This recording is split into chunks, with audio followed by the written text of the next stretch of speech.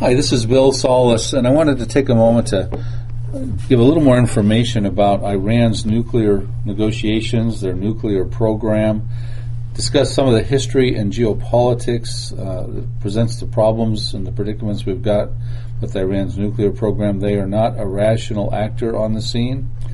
The history of the nuclear scenario in Iran goes back around the 50s with an Atoms for Peace program that America was trying to get involved with Iran on at that time.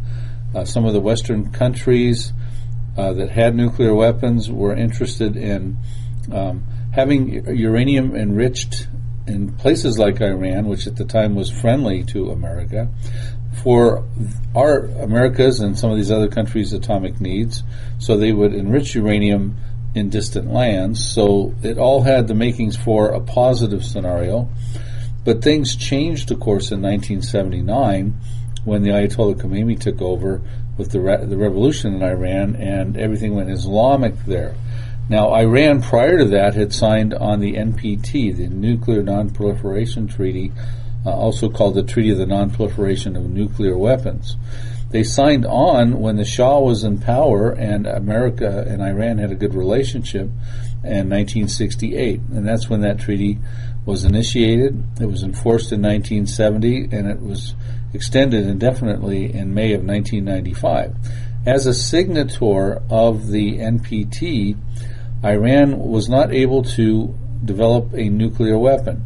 What this treaty was all about when it was initiated in 1968 was to enable the 5 countries that already had nuclear power, which would have been Russia, China, the United States, the UK, and France, enable them to keep their nuclear power, but not enable any other countries to have any nuclear weapons. Specifically, we're talking about nuclear weapons.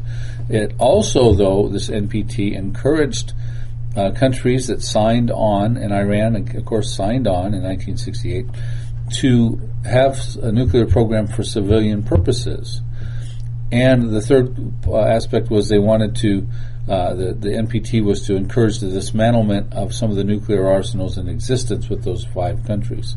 In the beginning, Iran was on board, and they could be among those that could develop a nuclear program. Now, there were, just coincidentally, or on a side note, there were 4 countries that did not sign the NPT. 3 of them have nuclear weapons presently. That was Israel, Pakistan, and India. So they were able to put their nuclear weapons program together. They were not obliged to the NPT treaty. Now, Iran, however, was. And so Iran was supposed to be disclosing their nuclear program to the IAEA, the International Atomic Energy Agency. That's the watchdog that's to ensure the NPT treaty. The problem that Iran has right now is that they are not allowed, as a signatory of the NPT, to have a nuclear weapon. But they are not trustworthy because they are not giving forthright information to the IAEA to let everybody feel comfortable that Iran is not trying to develop a nuclear weapon. This, hence, is the problem. Iran's credibility is on trial here. There has been extensions since November of 2013. There's been 2 extensions since that time. As I talk to you today on February 11th of 2015, and they're in a 3rd extension right now. And there were sanctions that were levied upon Iran, and in turn, Iran scaled back their nuclear program to a 5% level, to a level that was where they couldn't get a nuclear weapon. So there's this is where we stand right now as I talk to you. But the situation is at a point right now where Iran is trying to negotiate a deal with the Obama administration, which seems to be very, very much favorable to this deal, which will enable Iran to continue to have its nuclear program, but at a much faster scale of development than Israel, of course, and some of these other countries involved in the negotiations want to allow. Presently, Iran has 19,000 centrifuges, which, if spinning full throttle, they could have a nuclear weapon in 4 to 6 weeks.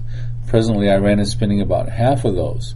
The treaty that they're trying to negotiate with America, and what's called the P5+1, which would be Russia, China, the UK, France, and the plus one would be Germany, would enable them to continue to spin the centrifuges at the rate they're at, which would make them a threshold nuclear weapons country. Israel will not tolerate this. Ayatollah Khomeini, the current supreme leader of Iran, would like 190,000 centrifuges, which, if that ever occurred, would enable them to have 38 nuclear weapons production per year. This is a very concerning situation, and Israel is having Benjamin Netanyahu come speak before Congress on March 3rd to express Israel's concerns about this deal, I call it a sweetheart deal, that Iran is on the verge of consummating, primarily with the Obama administration. At this point, the international community is allowing the Obama administration to take the helm. Congress, John Boehner, the new Speaker of the House, due to the midterm elections, swaying Republican, has invited Prime Minister Benjamin Netanyahu over to come over and voice his concerns about Iran's nuclear program. He is going to lay out the points of why Israel cannot accept any kind of nuclear program inside of Iran. So, folks, we are probably looking at a situation that a deal will be made by the Obama administration in Iran. They're trying to do that even as soon as the end of March of 2015, that Israel cannot accept. And if Israel cannot accept it, they will probably strike Iran's nuclear program. And if they do strike Iran's nuclear program, this will be a very complicated situation because it's a complicated nuclear program. Much of it is buried deep and it's vast. There's about 8 to 10 different complexes that become targets of nuclear facilities. It's not like when Israel struck Iraq's facility in Osirak in June of 1981 or when they struck Syria's facility in September of 2007. These were easier feats to accomplish. This will not be as easy, and it could lead into a war, a significant war in the Middle East.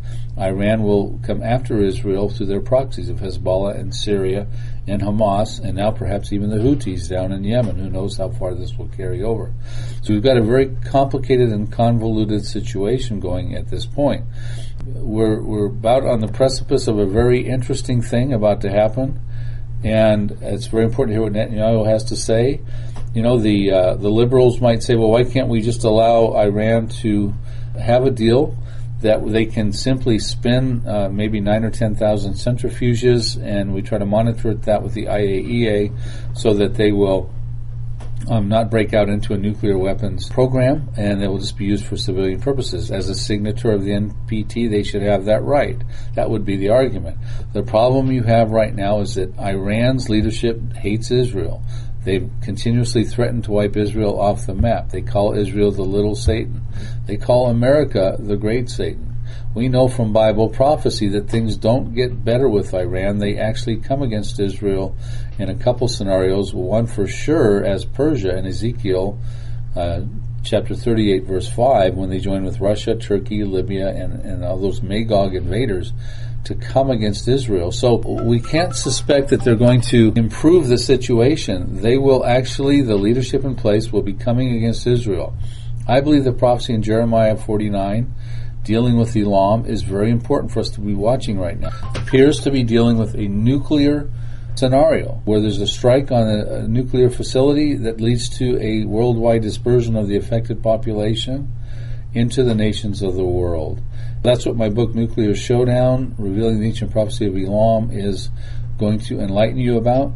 It'll also talk to you about the harvest that's going on in the Middle East, the spiritual showdown between Christianity and Islam. So I encourage you to get your hands on the book and the DVD, and you can get that at prophecydepot.com. That's Prophecy Depot, like Home Depot.com.